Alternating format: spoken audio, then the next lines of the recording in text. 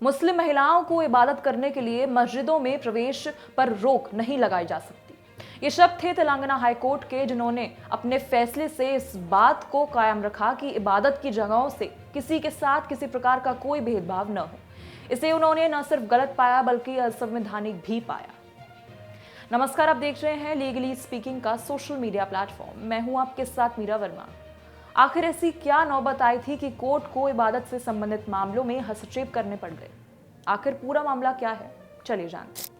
याचिकाकर्ता ने इबादत खाना ए हुसैनी की मुतवल्ली समिति की उस फैसले को चुनौती दी, जहां उन्होंने अखबारी संप्रदाय की महिलाओं को इबादत खाना में मजलिस सभा में बैठने और अन्य धार्मिक प्रार्थनाएं आयोजित करने में प्रतिबंधित किया था। याचिकाकर्ता ने तर्क दिया कि इबादत खाने का ये प्रतिबंध संविधान के अनुच्छेद 14 और 25 के तहत उनके मौलिक अधिकारों का उल्लंघन है।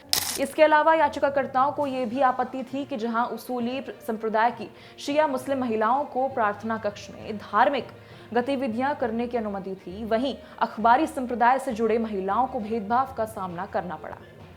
याचिकाकर्ता ने कोर्ट को, वक्फ बोर्ड और स्थानीय पुलिस को कई बार सूचित करने के बावजूद इस मुद्दे के समाधान के लिए कोई कार्रवाई नहीं की गई। याचिकाकर्ता अंजुमन अलवी, शिया इमामिया इतना अशारी अखबरी रजिस्टर्ड सोसाइटी ने कोर्ट से गुजारिश की थी कि जल्द से जल्द इस आदेश को हटाया जाए और सभी समुदाय की महिलाओं को इबादत खाने में इबादत करने का हक मिल जाए। इस मामले में सीनियर एडवोकेट पी वेणुगोपाल ने कोर्ट में याचिकाकर्ताओं का पक्ष रखा, वहीं स्टैंडिंग काउंसिल अबू अकरम और एडवोकेट एन समीना ने रिस्पोंडेंट्स की तरफ से दलीलें रखी।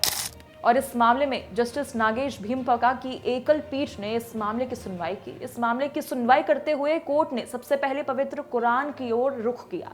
कोर्ट ने पाया कि महिलाओं को प्रार्थना कक्षों में प्रवेश करने से नहीं रोका जा सकता, बशर्ते अगर उन विशिष्ट अवधियों को छोड़कर जिन्हें कोर्ट ने रेस्ट पीरियड बाय नेचर कहकर संबोधित किया। कोर्ट ने साथ ही कुरान की उन आयतों को भी अंकित किया जहां महिलाओं को इबादत घर में आने का हक है। न्यायमूर्ति नागेश भीमपका ने कुरान के दूसरे अध्याय सूरा ए बकरा की आयतें 222 और 223 का हवाला देते हुए अपने आदेश में कहा कि पवित्र पुस्तक कुरान में कहीं भी महिलाओं को प्रार्थना करने के लिए प्रार्थना कक्ष में प्रवेश करने से रोका नहीं जा सकता।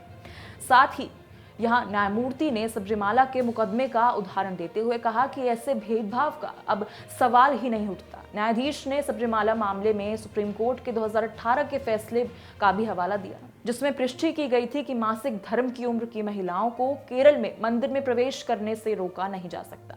जस्टिस भीमपका ने कहा कि इंडियन यंग लॉयर एसोसिएशन में सुप्रीम कोर्ट के फैसले को देखते हुए अब इस मुद्दे पर सवाल नहीं उठाए जा सकते।